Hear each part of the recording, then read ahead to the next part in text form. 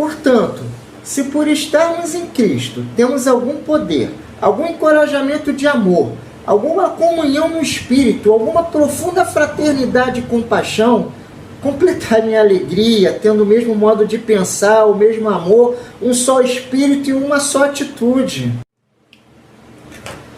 Que coisa boa começar esse vídeo com esses versículos maravilhosos. Seja bem-vinda, seja bem-vindo ao canal da Comunidade Presbiteriana do Evangelho Integral. E como é bom ter a tua visita aqui no nosso canal. Olha, já faz um tempo que a gente não se fala. Eu demorei muito para fazer outro vídeo. Na verdade, esse seria o nosso primeiro vídeo, depois do segundo, que na verdade foi o primeiro. Porque o primeiro eu queria dar uma entrada sobre a reflexão das lições que deveremos aprender ao longo da história da igreja, que foi o segundo, era o pré-vídeo, esse é o terceiro, que na verdade é o primeiro. Dá para entender? Claro que não! Mas tá bom, vamos lá. Olha, se eu perguntasse para você como seria a história da sua vida, eu acho que você começaria mais ou menos assim: olha, quando eu era garoto, quando eu era garota, quando eu era menino, menina, eu pensava e olhava a minha família, a minha vida dessa forma aqui. Eu fui crescendo na adolescência, se você já chegou na adolescência, as primeiras emoções, as primeiras paixões que aconteciam, como eu lidava com isso. E se você passou da adolescência, já está indo para a vida adulta, ou já chegou na vida adulta, você vai falar da faculdade, se entrou na faculdade, do teu trabalho, se entrou no seu trabalho, mas de qualquer forma você vai falar de tudo que você precisou aprender a lidar, seja com as pessoas que estão em sua volta, seja com seus próprios sentimentos, ações e reações. E você vai entender bem o que eu quero dizer com isso. A história da tua vida foi uma história de profundas mudanças, profundas transformações, profundos entendimentos e desentendimentos sobre como você via a si e via ao mundo ao teu redor. É mais ou menos isso? Pois bem, no final das contas, seja você, o outro, a igreja, a cidade, seja lá o que você pensar quando você trata de uma história, na linha do tempo vai ser sempre um mecanismo de mudanças e transformações, o tempo inteiro. E quando a gente trata exatamente da igreja, é isso que a gente passa a enxergar. Um cataclisma de fenômenos que incluem tudo quanto é transformação que aconteceu lá de Cristo até os nossos dias e certamente vai acontecer muito depois dos nossos dias. Então pensa sempre, quando você tratar o que aconteceu, o que acontece, o que você imagina que vai acontecer, um grande saco, um grande mundo de movimentos e conflitos que vai sempre mudar ou transformar algo ou algum lugar. Bom, mas quando começa a igreja, para a gente começar esse negócio de história? Não vamos entrar muito nesse mérito não, mas vamos só pincelar algumas particularidades de algumas sistematizações teológicas. Pouquinho, que não é nosso assunto. Tá? O que a gente vê quando abre o Novo Testamento é que os autores lá tratam a igreja com a palavra eclésia, ok? E designam essa palavra, e não vamos entrar muito nisso aí, mas vamos entender que essa palavra vai designar a aliança do povo de Deus, certo? Ok? Tamo junto? Beleza. E aí, sobre essa designação, sobre a aliança no povo de Deus, a nova aliança do povo de Deus, é lógico que ela não vai ter a mesma conotação sempre. A gente vai ver um pouco mais à frente essas coisinhas. Mas o que é importante dizer? Uma hora é aliança com o povo de Deus, em algum momento você vai estar interpretando a eclésia como um movimento de reunião de culto. E aí cabe um novo parênteses, tá? Eclésia, que é convocação, e vão ficar só no convocação de pessoas, ela deriva da palavra kuriak, se eu não me engano. Kuriak era reunião do povo para o culto. Então veja bem, o que você entende de eclésia como a convocação e o que você vai entender de kuriak, que é a reunião para o culto, olha bem, o edifício espiritual, o edifício onde está o culto do povo de Deus, ele é vazio enquanto essa eclésia, essa convocação não acontece. E esse parênteses eu acho que já começam a abrir um pouco a sua visão em relação às diferentes conotações que podem significar a igreja ao longo do Novo Testamento. O que basicamente, generalizadamente, a gente pode dizer é que precisa configurar como corpo de Cristo. Mas a leitura que a gente vai vendo dos autores, cabem algumas outras interpretações, e essas interpretações, sem dúvida, muitas vezes caem numa linha tênue, quase que desaparecida, para entender que uma coisa é a convocação, outra coisa é a reunião para o culto. Vamos conversar isso um pouco melhor.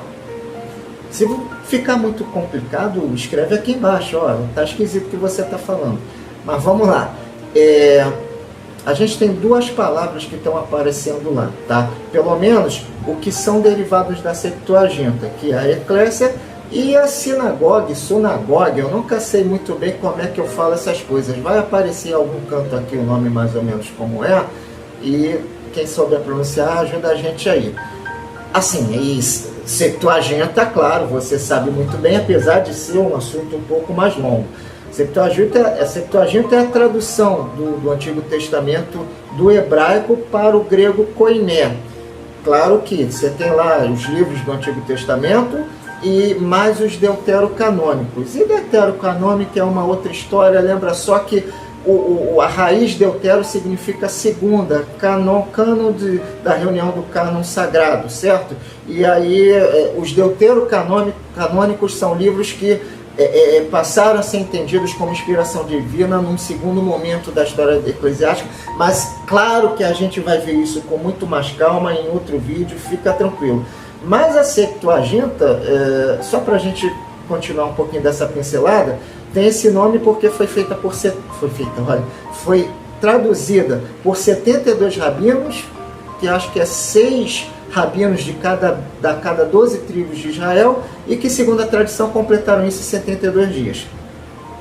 Dito isso, fecho parênteses, na Septuaginta, então, cabiam duas palavras, tanto o sinagogue, quanto eclésia.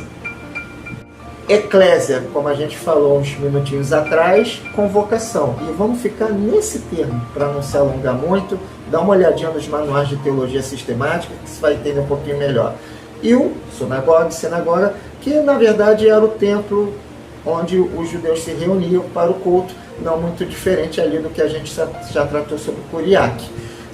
Mas é lógico, de novo, e tratando melhor, a ideia de igreja, a ideia de eclésia, a ideia de convocação, ela tem nuances, né, e conotações diferentes. Eu vou pedir licença para pegar algumas passagens aqui. Então, por exemplo, pelo menos 3 conotações a gente pode enxergar lá, e pode ser tantas outras quanto você entender que está ali. Mas, primeiramente, a gente vê uma conotação de reunião de crentes independente de cultos, um encontro. Estamos aqui, você, nesse encontro virtual, independente de estar fazendo um culto litúrgico ou não, falando de nossas vidas, falando acerca de Jesus em nossas vidas, é uma eclésia. E aí você tem essas passagens, por exemplo, em Atos 5:11, 1 Coríntios 11:18 e Romanos 16:4. Existe também a conotação da reunião em lares. Né? Isso vai em algumas cartas paulinas, né, do encontro da igreja em lares. E aí isso é mais fácil de ver, mas pelo menos em 2 passagens a gente dá uma olhada nisso. No próprio Romanos capítulo 16, versículo 23, também em Colossenses capítulo 4, versículo 15. Tá?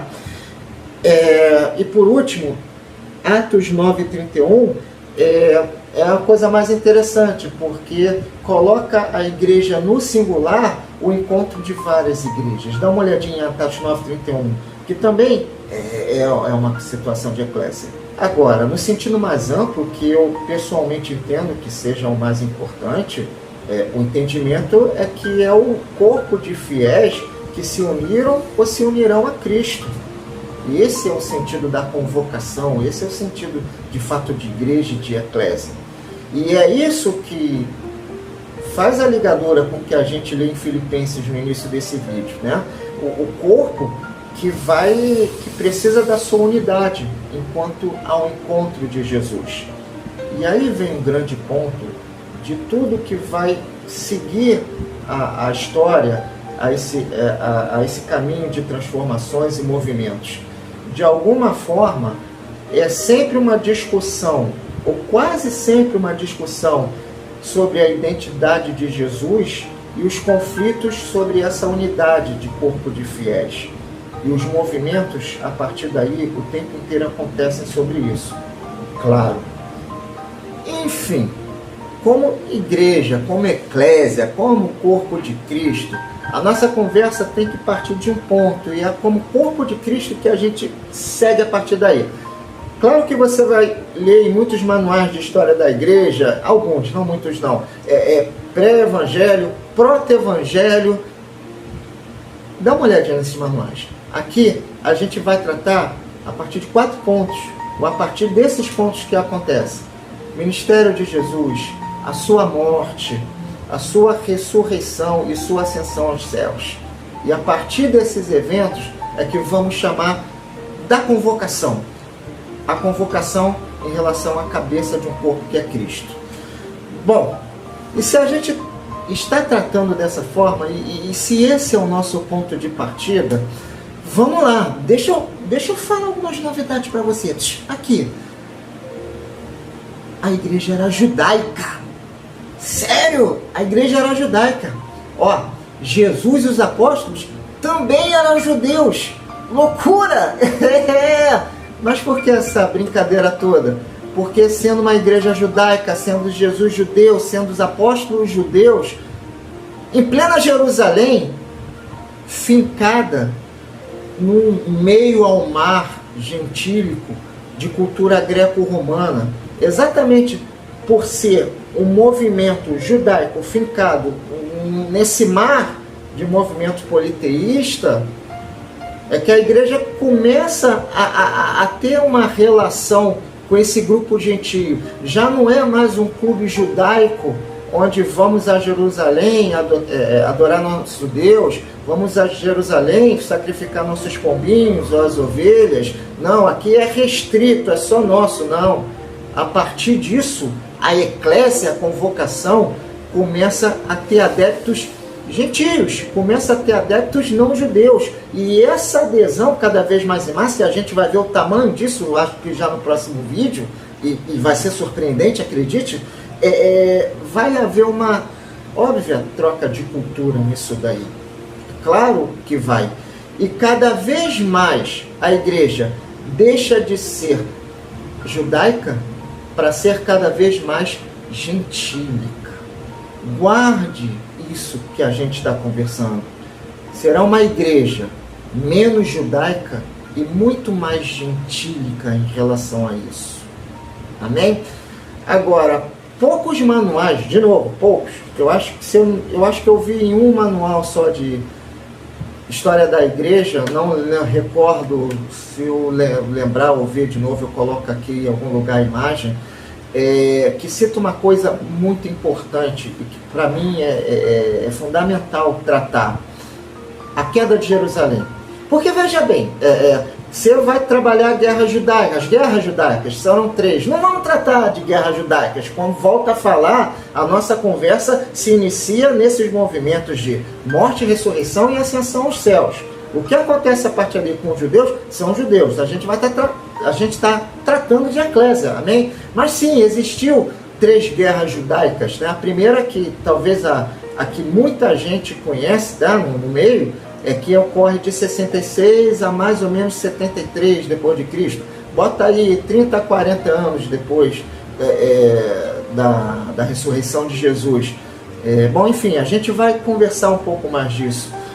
Mas essa guerra judaica, que se inicia em 66, em 70 tem a completa destruição do templo e a tomada de Jerusalém, e só termina com a queda de Massada em 73, se eu não me engano, é muito importante, porque, enfim, você tem engenharia ali, você tem um pilar de todo o movimento judaico, né, de todo o trabalho, de todo o mecanismo religioso judeu, que é o templo.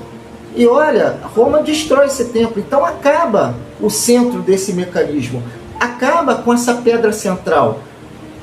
De um ano para outro, os judeus não têm mais esse templo, não tem esse mecanismo, não tem mais o aparato principal do tratamento da sua religião. Então veja você como um judeu, fincado num movimento gigantesco à sua volta politeísta. Então você precisa e é necessário que se crie um clube elitista ali só de judeus para que continue a tradição de adoração ao Deus único e venha o Messias que muitos acreditam e outros muitos tantos não acreditam, uma troca de cultura judaica e gentílica pela adesão que vai acontecendo de uma progressão geométrica, e nesse meio tempo aí que a gente está tratando, termina com o Templo de Jerusalém, termina com o aparato, termina com aquilo que sustenta todas as coisas.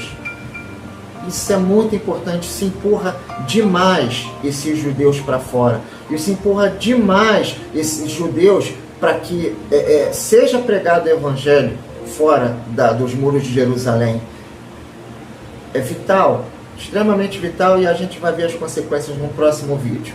Agora, minha opinião, dê uma olhada em alguns livros, História Eclesiástica de Eusébio Cesareia, a gente vai já no próximo vídeo falar um pouquinho disso daí, porque tem muito a ver com as perseguições, sobretudo dos judeus. E é ótimo porque o Eusébio, claramente cristão, ele abraça uma ideia muito boa. Em algum momento ali, a gente vai comentar sobre isso, ele diz, porque esses judeus sofreram por ter, como é que eles falam? Como é que ele escrevia? Os judeus sofreram por ter feito aquilo com o nosso Senhor. Quer dizer, bem feito por ter matado nosso Senhor, agora sofra. Mais ou menos desça fogo do céu. Até hoje existe isso, né? Não é só sobre Eusébio, não. O Evangelho precisava estar mais ali equilibrado. Mas amém. E o outro livro é A Guerra Judaica, de Flávio Josefo. Flávio Josefo, veja bem, nosso papo é sobre a eclésia, mas eu acho que é importante dar uma pinceladinha, até para despertar um pouquinho da sua curiosidade. Flávio Josefo era um dos generais, um dos comandantes dessa primeira guerra entre os judeus e Roma. Mas calma, não é só sobre os romanos, não. A sociedade judaica estava dividida e saíam no tapa uns com os outros, você não tenha dúvida disso. Mas leia Flávio Josefo, é um dos comandantes que foi preso por Roma e depois liberto praticamente sendo historiador daquela guerra. Muita gente trata ele como traidor, mas na verdade a comunidade judaica não tratava ele como traição, mas foi ele que relatou todo o movimento dessa primeira guerra.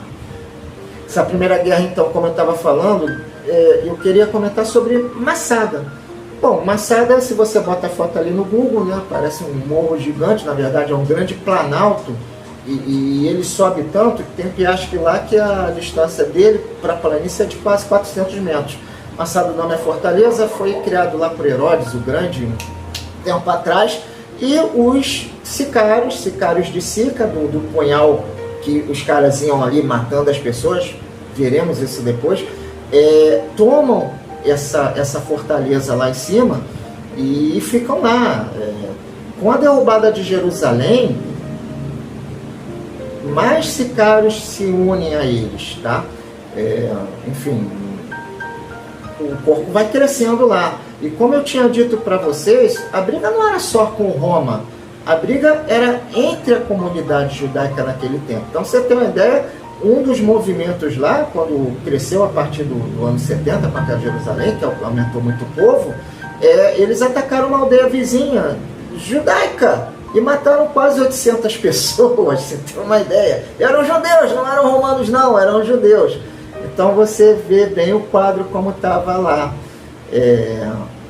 Enfim, por curiosidade, quando os romanos conseguem tomar essa fortaleza, dá uma olhada lá, que a história é interessante, o próprio povo judaico se mata porque eles não se permitiriam, pelo menos os sicários que estavam lá, que eu estou falando, eles não se permitiriam ser escravos ou morrer nas mãos dos romanos. Interessante, para o judeu não se devia cometer suicídio. Então, eles sortearam, disse, né, a história, que sortearam 10 pessoas para que matassem todos os demais. Entre as 10 pessoas sorteou um para que matasse os outros 9 e incendiasse todas as demais coisas. E aí, enfim, quando os romanos sobem finalmente nessa fortaleza, encontram tudo incendiado e todos mortos. Uma loucura. Mas por que eu estou falando essa história toda? Para que vocês tenham a ideia da divisão da sociedade judaica nesse tempo pós a ascensão de Jesus e o quanto isso contribui para que o povo vá para fora. Então, leia esse movimento cristão, um movimento que vai ter esse intercâmbio cultural e uma vida entre os gentios. E a partir dessa vida dos gentios, finalmente eu revelo para vocês, esse vídeo é a antessala, é o grande portal para a gente entrar nas perseguições, que é um assunto, na verdade, que não é pequeno, vale muito a pena conversar sobre isso, e vamos tratar já no próximo vídeo, porque muitos adeptos conquistados do cristianismo trouxe também muitos problemas, e nesses problemas começam as perseguições, Nero, e aí iremos tratar com tudo isso daí, tá bom? Então daqui a pouquinho a gente vai ver isso. Até mais.